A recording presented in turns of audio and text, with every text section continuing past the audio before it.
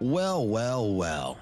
How's it going, you glorious rascallion bastards? The name's FOXSOL. Welcome back to the channel. Welcome back to some more WutheringWaves. Excuse the ping that you're going to see that's going to jump from 128 milliseconds to like 230 milliseconds. We're uploading a video while doing this video right now.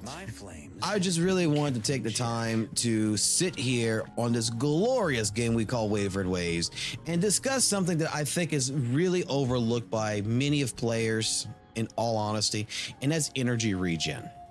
Heck, I mean, when I first started, I overlooked it. And I want to discuss the main benefits of why you should be looking at putting energy regen into your units. Because legitimately, I think it's actually somewhat a little broken. Let's get into it.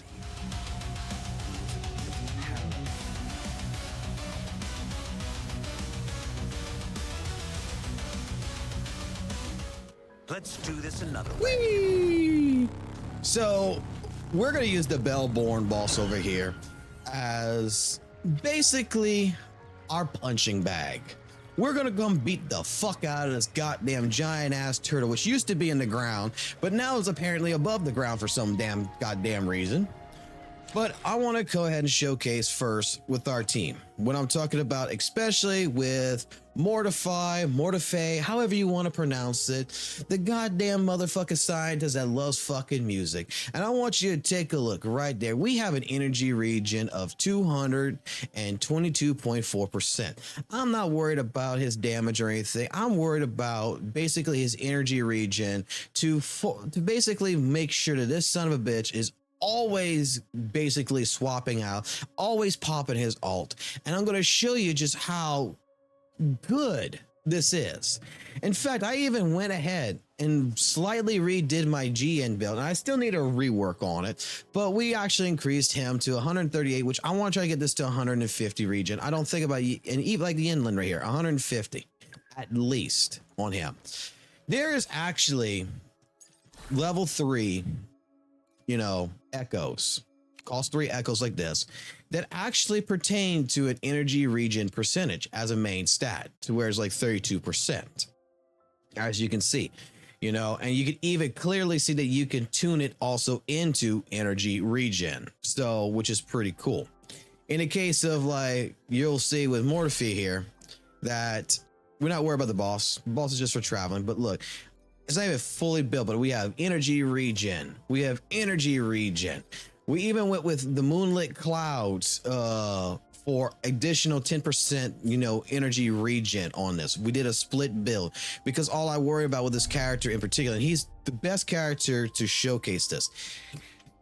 For someone like GN, who he's going to help, you know, incoming resonator gain of 38, you know, heavy damage attack bonus amplification for 14 seconds, you're going to see, you know, that is very beneficial for someone like GN.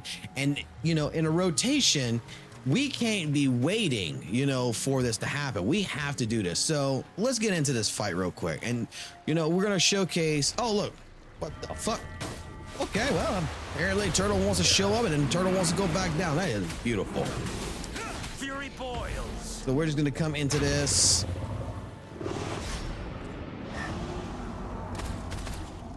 Like I said, I'm focusing with Mortify here, that straight up, we're going to waste everything we got, go into this fight.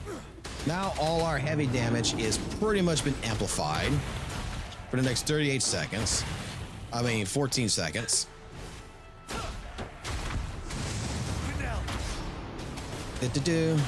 Let's watch him back in. Now watch. Look at our kinetic energy right here. Look at that. Like, we're already past half bar. We're almost done. With every dodge, with every, you know, attack and such, we are building this up. Look, I'm already back at ult. I'm already back at ult. We now got GN to where he's got the ult, he's got the heavy damage multiple. Look.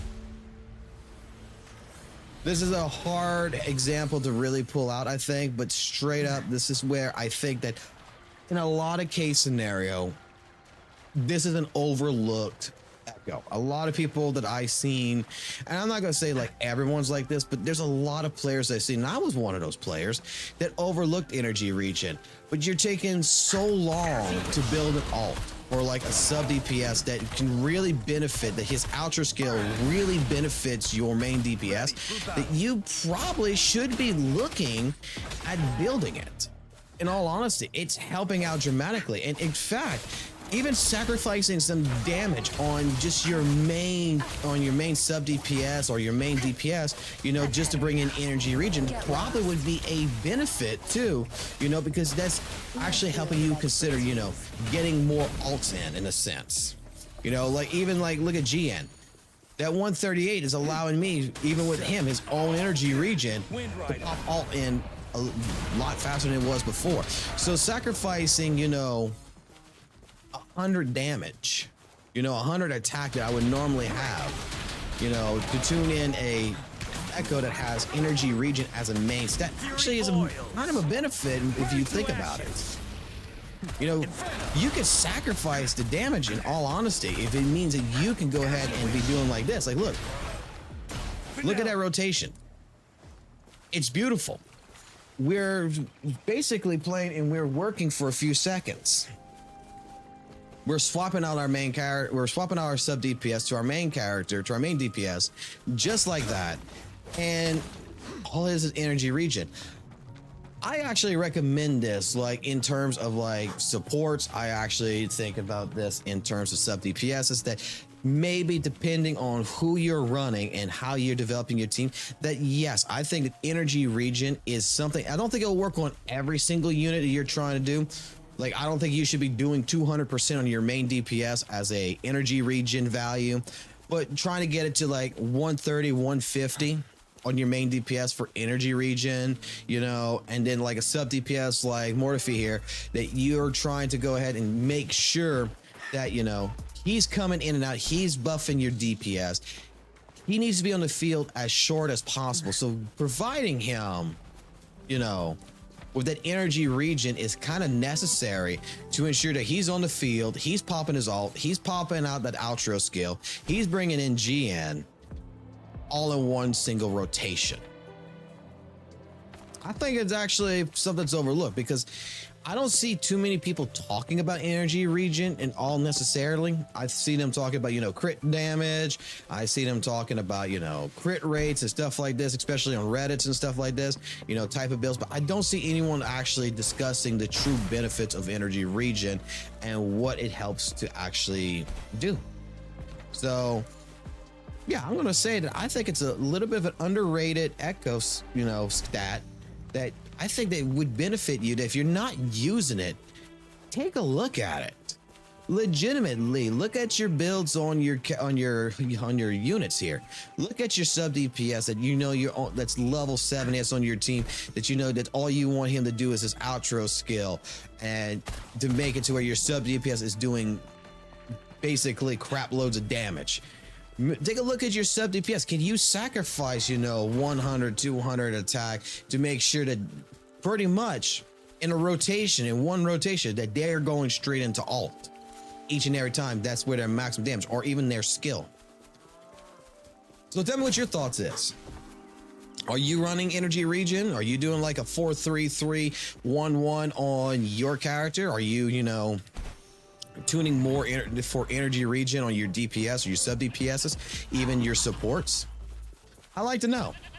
I like to know what your thoughts is on energy regen, and if you think it's a valuable, you know, stat. Do you think it's underrated?